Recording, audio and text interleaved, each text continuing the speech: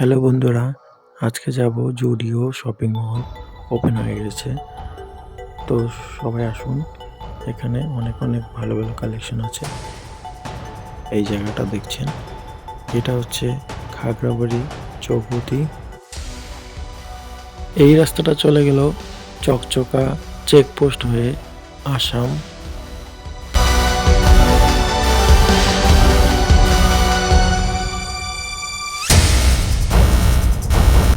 আর এই রাস্তাটা চলে গেল সোজা খাগড়াবাড়ি চৌপতি।